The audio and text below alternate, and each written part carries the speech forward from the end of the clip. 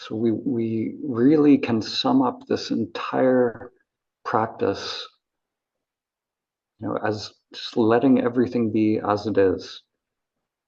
And the egoic mind is simply resistance to what is. So that resistance really has two main knots, you could say, that tie the sense of I to the ego.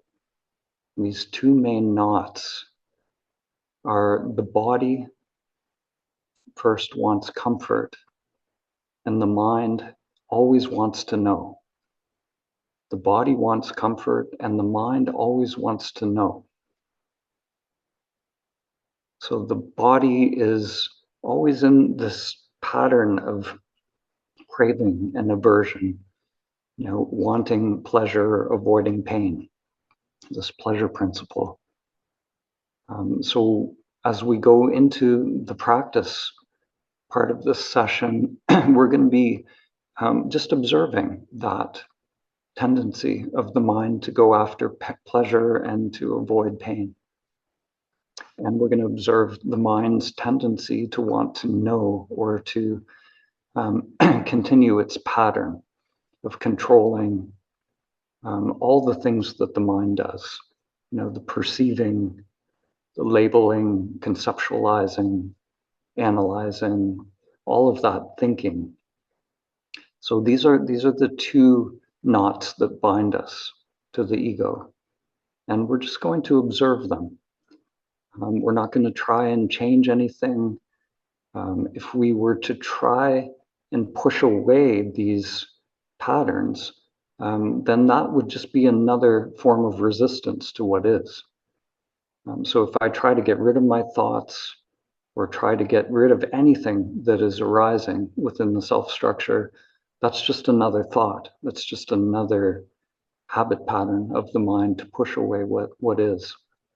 So we're purely going to be in an investigation here, and just noticing what is in play. So we may, when we're just allowing everything to be as it is, the conditioned mind may be going beyond its usual comfort zone, and may be going beyond what is known. So we just allow that. We just allow and just remain choicelessly aware. So, Krishnamurti said to be choicelessly aware without the analytical mind is the highest intelligence. So if we're experiencing this moment through what is known, through the memory, through the analytical mind, then we only see through the filter of the past. But if we can be here in this moment now, unmediated by that conditioned mind, just choicelessly aware. This is what Krishnamurti calls the highest intelligence.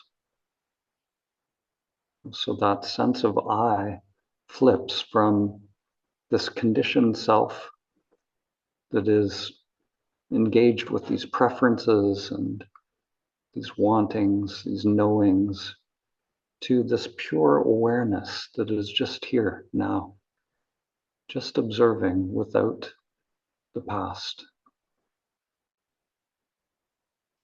This is really the essence of what all the great teachers teach.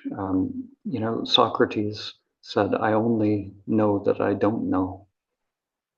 So it's a coming into this present moment without the past, seeing everything new with new eyes.